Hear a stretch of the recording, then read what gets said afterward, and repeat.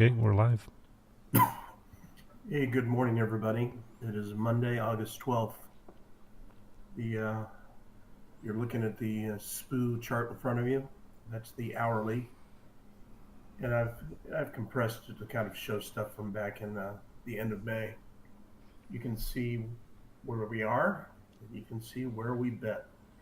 Most recently, on those lows on Monday, we were down at 51.20 area, and now we're trading 53.80 area. As you can tell, a rather resilient market. I think the focus on Friday was to really for everybody to stay out of trouble. We had such an incredible week, and to be selective on some of your trades. Just be patient, wait for the higher probability trades. A few of them did come about, and that was the overarching goal. The other thing was, and we commented on the call on Friday morning, and I think we mentioned it in the room a couple of times. I mean, it was a preoccupation of mine, and that was, we traded around some core stocks, and on the lows last Monday, we picked up some longs in Nvidia and Broadcom and Amazon and Advanced Micro and a couple of positions like that. And when you have a chance, when they're throwing out the baby in the bathwater in the market, that's a unique opportunity to go get long some of the more popular stocks. I mean, it was kind of there was like a little bit of panic, a little Armageddon talk, and that creates unique opportunities for us. Well, we traded around, I traded out of most of it, and my goal on Friday is knowing there could be some headline risk this past weekend with the possibility of Iran, launching the missiles into Israel and getting something going after the Olympics. I mean, that was kind of the concern. That was the talk.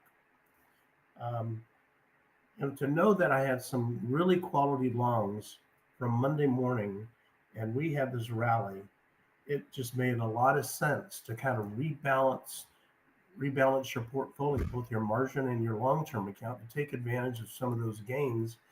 Because I don't think we're not out of the woods yet. The volatility is here to stay for a while, and that volatility means opportunity for us. And we trim our longs, we trim our exposure, and we go back to cash, and we wait for the next opportunity. That's how I view it. When the volatility disappeared, people will feel sorry they'll feel bad for themselves. They weren't taking advantage of the volatility, the opportunity in the trades. And that's primarily in the futures market and the wild swings in some of these equities. So this is just a unique opportunity for us. Okay, so basically we are up about 1375 in the SPOOs, 54 NASDAQ. Real quiet night. You can just see just a kind of a low drift up from the highs, 30, 53, 60 area from Friday. Um, so really not a lot happening here. Um, there's there's two things that stick out here to me. Combined with there's no economic data today, so there's going to be decent data coming up. Let's see, what do we have here? Let's see, tomorrow we have core PPI. Yep, we have PPI, big number. Then we have CPI on Wednesday, and then a bunch of data on Thursday. So I would imagine people are going to cool their jets today and kind of be patient. It could cause a little bit of a low drift up from this 40, 53.88, because I noticed there are a few stocks that are looking pretty strong this morning. And the next level would be in this range up to 54.30. So that's a good, let's see, yeah, 90. Yeah, so that would be the next range. So there could be a decent trade above there. Other than that, I kind of think that these highs here, we'll see what that looks like at the open. What the real time trading hours market, what do they want to do? What do they want to do today? Do we come back and because we have a small gap up? Do we come back and kind of close the gap and maybe come back under the 53, 54, 55 area and trade back down to that 53.26 area? Um, I think that's entirely possible, as well as probable. Um, you remember Dan and I, we were highlighting that 53, 26, 27 level area very early in the morning on Friday. Um, the level proved to be significant. And what I love about the correlations, we were correlating off of NASDAQ, that a couple of people pressed and they were looking for a break there. But if you were staying long at this level against where the NASDAQ was holding, that correlation told you you're going to afford to stay long. Just be patient. Have some scales, improve your basis, and stay long because it wanted higher. So that was the beautiful part. That's the beautiful part about correlations. To me, that theoretically provides me edge in the market. I'm leaning on that the strength in the bid or the offer at various levels in the Nasdaq. Why the Nasdaq? Well, that's the one that's pretty much always leading us, just because of the Mag 7 and just the weighting of the most popular stocks. It's leading us up and down. Occasionally, we do have a disconnection where ES will take over. That's a fact.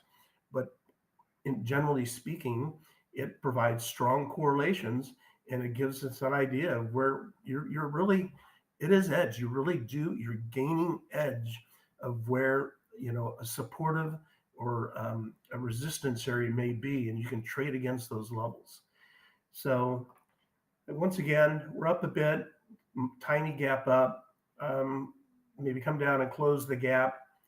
And don't chase it. Let it come down and let it play. So this little area we're in, because the tight range, it could mess with some people's minds. You know what? Perhaps it's better just to not trade that and just let that kind of settle down. And let's see what the market's what it has in store for us at 8:30 Central. And we'll see if he wants to come down to this 26 area. And if we bust this 26, 27 area, we have a clear path down to 52.08, 52.10. So and that's a possibility, and it's a possibility of drifting a little bit higher. So keep open-minded and just make sure you got those levels, and we'll refine the SPX ES spread or ES SPX spread at the open, and I'll give you some sense of like what the NDX is looking like. With that, I will go on and hand it over to Dan.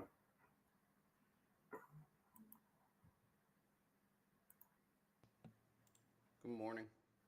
Good morning.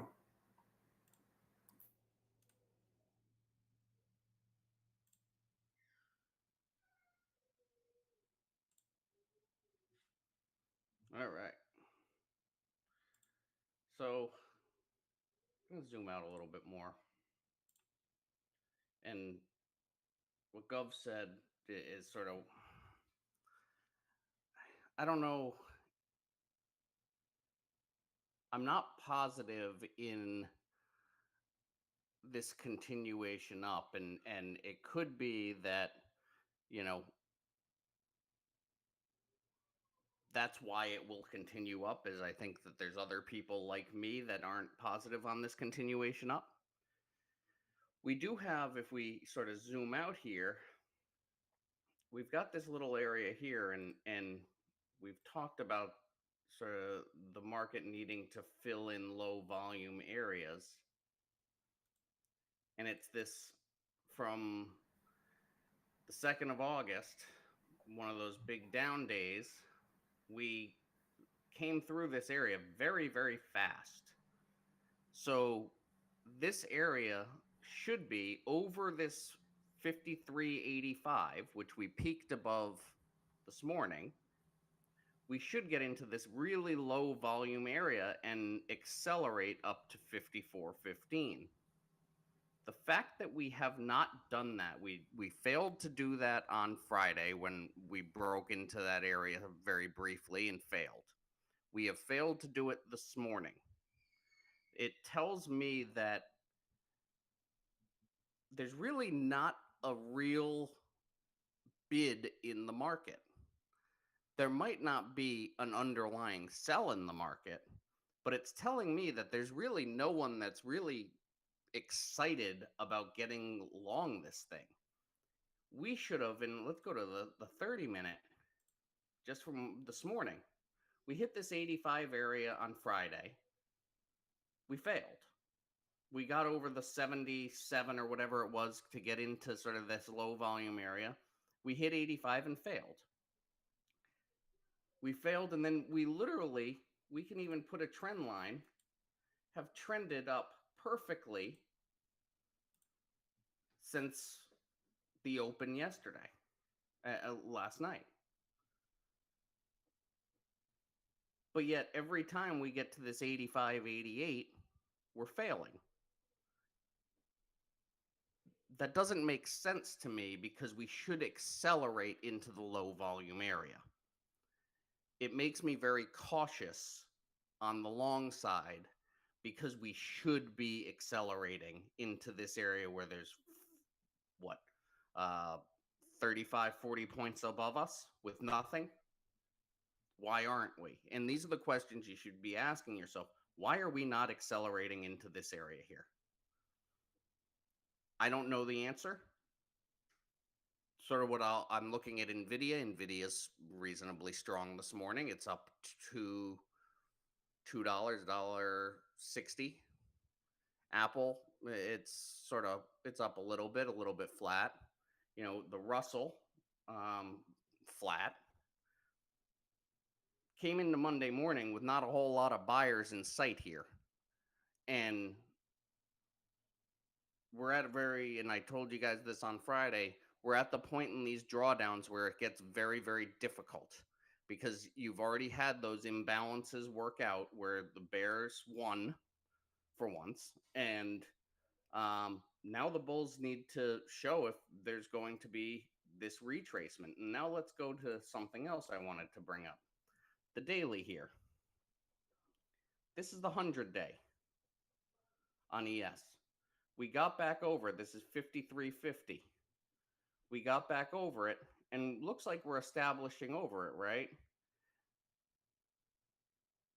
Why are we not pressing into this low volume area here? And it makes me cautious on this because if we fail and we get back below this 100-day, it tells me that the market probably wants to go seek out this 200. So let's sort of bring it back a little bit as we've had an incredible 3 weeks and let the market tell us what it's going to do. Because the logic would be we're into this low volume area, we sort of go through it very fast. What the market is telling us is that the market does not have a whole lot of buyers. So with that, we have to manage our risk, reduce our size again, and let the market tell us what direction it's going to go. Because can you make a decision seeing this where it's going to go? I mean, logically, right? It got back over the 100-day. It should go back to the 50? It filled the gap here in here. Or does it sneak above and fail? There's all these possibilities that you have to take into account. And if you continue to try and look around a corner, you're going to get smacked. Let's wait, find out where the market wants to take us, take some intraday trades and some cash flow trades as we see them. But overall, we don't have a trend. We are in sort of middling area with the market not knowing which way is up or down. And we're going to have to respect that and wait here. So the only thing I wanted to go over here is just continue to say how productive this continues to look. This is holding this area in the low 70s. It's just continuing to be very productive here. We've got all our moving averages as magnets above. I think this is just a matter of time. Nike, I think it's just a matter of time that we see a move above 80 back into the 90s area. So really that's sort of the only high probability setup I see right now. And this one's a stock setup or a longer duration play because I don't see it happening fast. So in here, we're trying to emphasize high probability trades of making money. I see this as a high probability stock trade. There might be some others out there, but this is probably the highest confidence one I have that this will over the next month or two work. So with that, I will turn it over.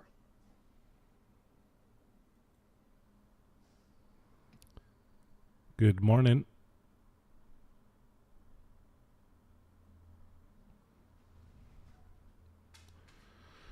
All right. So here we are. I shared this last night. I've been sharing this, pretty much since middle of last week. We are still within this harmonic, still looking relatively healthy.